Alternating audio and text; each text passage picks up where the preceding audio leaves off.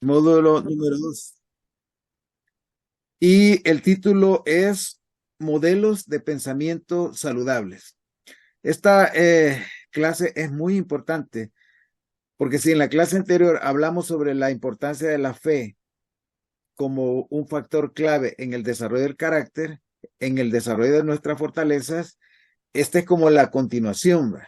En esta clase vamos a enfocarnos en dos aspectos importantes que son nuestra identidad y nuestro propósito básico en esta vida.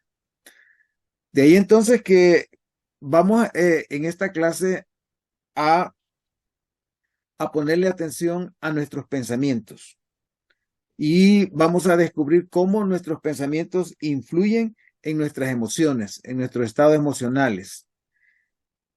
Vamos a descubrir que tenemos mapas de pensamiento, ideas que muchas veces son incorrectos. No nos ayudan en nuestro propósito de progresar, de mejorar. A eso le llaman algunos mapas mentales, a otros le llaman creencias limitantes. Hay un par de psicólogos, el doctor Albert Ellis, uno de los creadores de lo que se llama la terapia cognitivo-conductual, que se ha especializado en eso de estudiar las creencias limitantes. Y él incluso ha sacado una lista de creencias que la mayor parte tenemos y que esas creencias, en vez de ayudarnos a progresar, a crecer, nos bloquean, nos obstaculizan. Entonces, en esta clase vamos a ponerle un poco de atención a esas creencias, a esos pensamientos limitantes. Vamos a entender cómo se desencadenan esos pensamientos y lo más importante, cómo entrar en un proceso de reconstruir nuestro sistema cognitivo, nuestro sistema de creencias con modelos de pensamiento más precisos, más basados en los hechos y que nos abren a nosotros posibilidades. Vamos a entender entonces que eso va a requerir práctica y que ese cambio de creencias y el introducir nuevas creencias va a requerir que seamos más conscientes de lo que pensamos y cómo lo que pensamos dispara emociones específicas, cómo cambiando nuestro sistema de creencias, nosotros también podemos cambiar nuestros estados emocionales y nuestros comportamientos.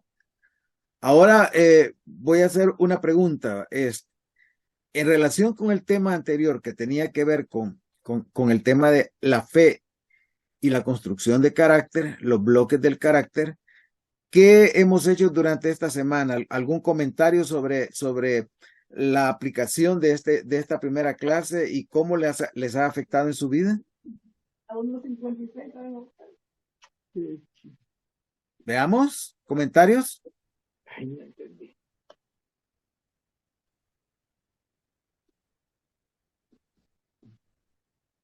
¿Algún comentario sobre la clase anterior, sobre cómo el poner a trabajar a través de nuestras acciones, nuestra fe y fortalecerla, cómo eso nos ha ayudado a iniciar un proceso de fortalecer ese carácter?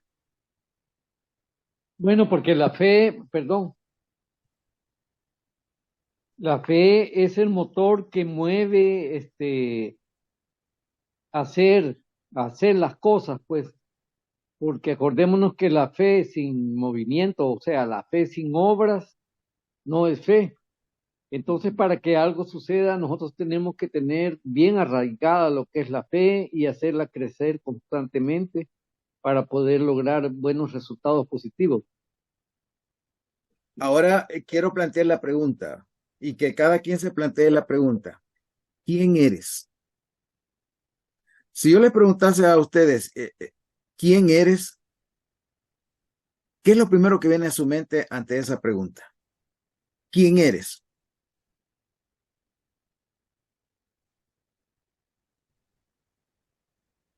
Yo soy una hija de Dios, primeramente, Interes- una naturaleza de padres celestiales. Interesante, interesante, muy interesante. Cada uno de nosotros tiene una identidad y debe estar consciente de su identidad, de quién es. Algunas personas, cuando hablan de quiénes son, relacionan la pregunta con sus posesiones personales, sus títulos, su conocimiento, etcétera. Sin embargo, en esta ocasión, quiero que tengamos cuidado a la hora de establecer nuestra identidad, de cómo nos definimos a nosotros mismos. No nos definamos valiéndonos de alguna cualidad temporal. La única cualidad que debe Doctor, caracterizarnos, ¿sí?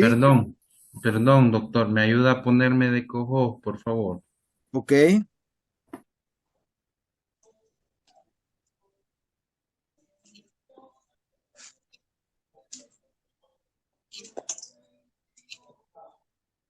Veamos.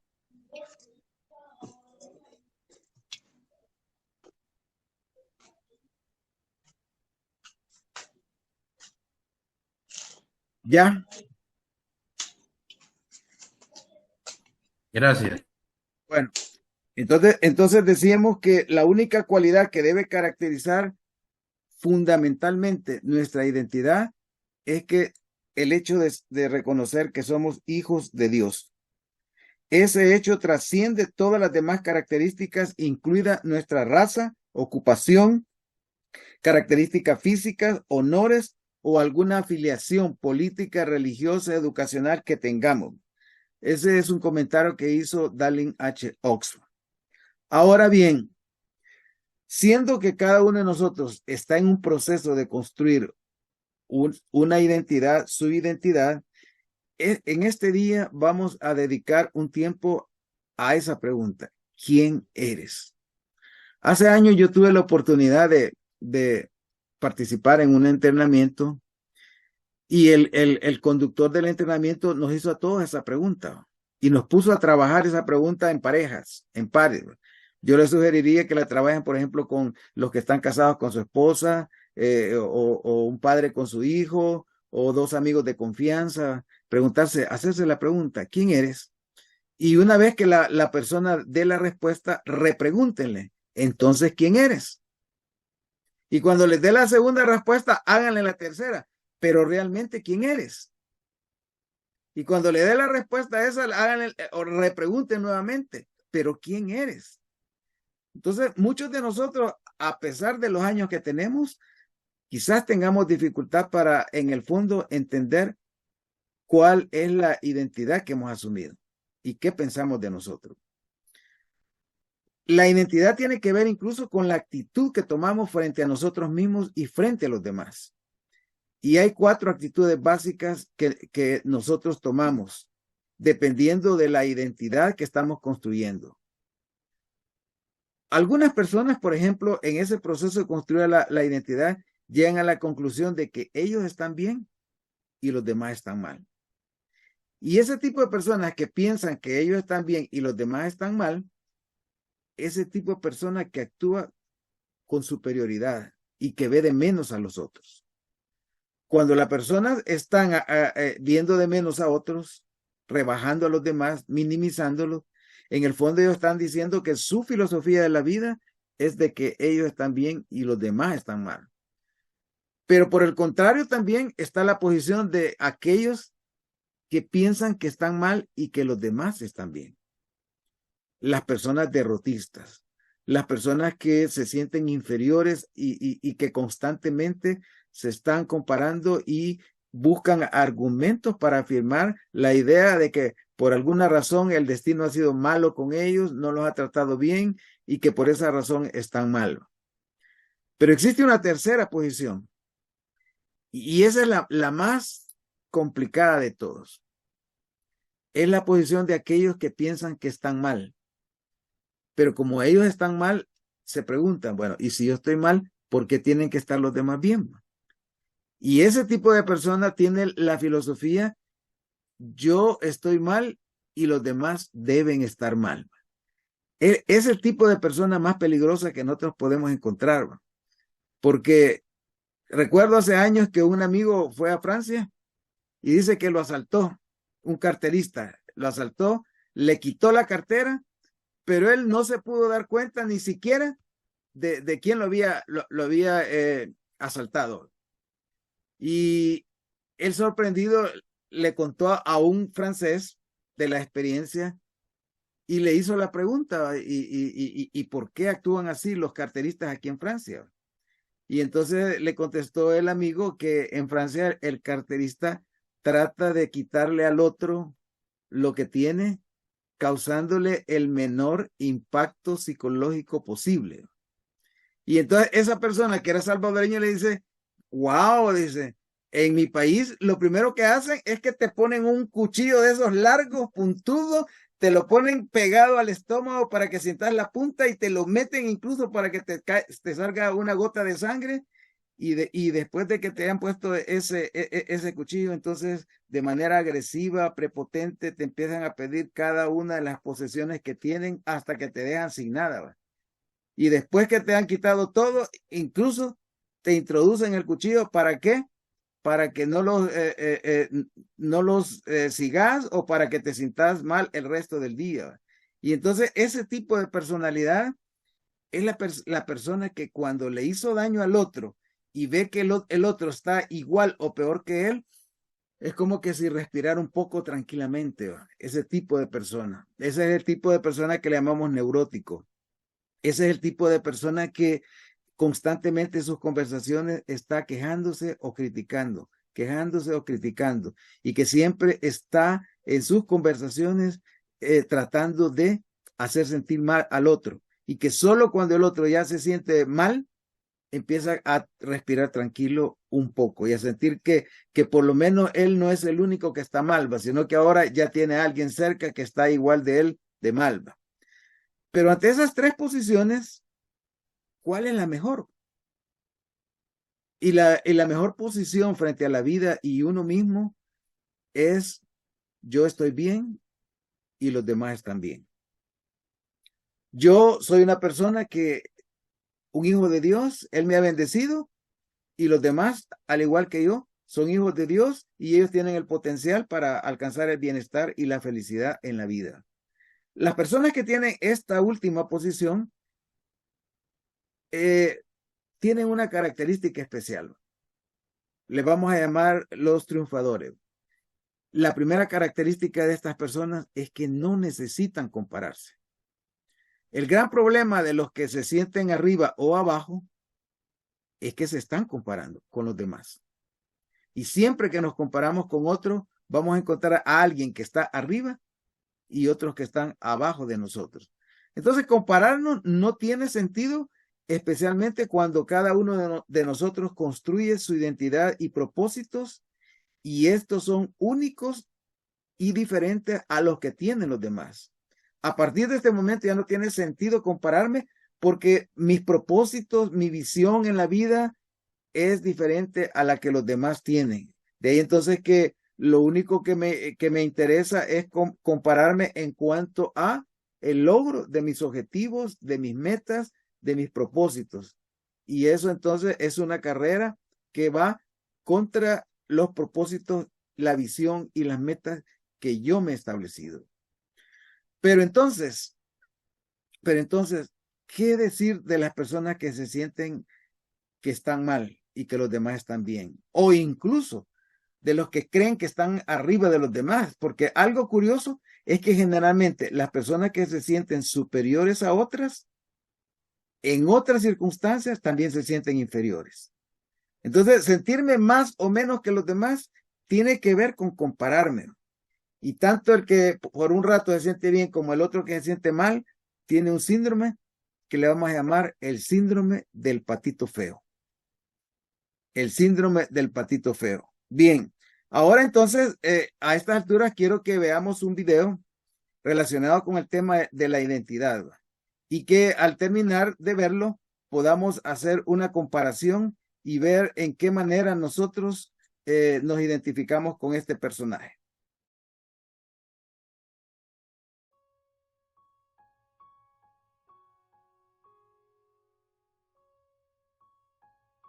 God Dios nuevamente nos ha dado en estos últimos días la verdad acerca de dónde vinimos, por qué estamos aquí y hacia dónde vamos. Gran parte de la confusión en esta vida viene simplemente por no entender quiénes somos.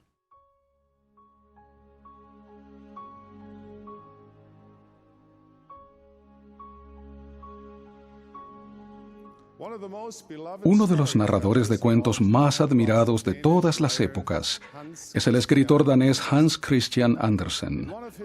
En una de sus historias, El patito feo, una madre descubre que uno de sus polluelos recién nacidos es demasiado grande y poco agraciado. Los otros patos no lo dejan en paz y lo tratan de forma despiadada. Entonces el patito feo decide abandonar a su familia porque piensa que eso sería lo mejor para todos. Un día ve volar una bandada de pájaros majestuosos y los sigue hasta un hermoso lago. Cuando el patito feo mira en el agua, ve el reflejo de un magnífico cisne. Entonces se da cuenta de que la imagen es de sí mismo y descubre quién realmente es. Piensen de dónde vienen ustedes. Son hijos e hijas del ser más grandioso y glorioso del universo. Él los ama con un amor infinito y desea lo mejor para ustedes. Ese conocimiento lo cambia todo. Cambia el presente, puede cambiar su futuro y puede cambiar el mundo. Si solo comprendiésemos quiénes somos y lo que nos espera, nuestro corazón rebosaría de tanta gratitud y felicidad que iluminaría aún los pesares más sombríos con la luz y el amor de Dios. Claro que siempre habrá voces que les digan que es una tontería el pensar que son un cisne, e insistirán en que solo son un patito feo y que no pueden llegar a ser otra cosa. Pero ustedes saben que eso no es verdad. Ustedes no son seres comunes, sino gloriosos y eternos. Les ruego que se miren en el agua y vean su verdadero reflejo. Es mi oración y bendición que al ver su imagen puedan ver más allá de sus imperfecciones y dudas y reconozcan quiénes realmente son. Hijos e hijas gloriosos del Dios Todopoderoso. En el sagrado nombre de Jesucristo. Amén.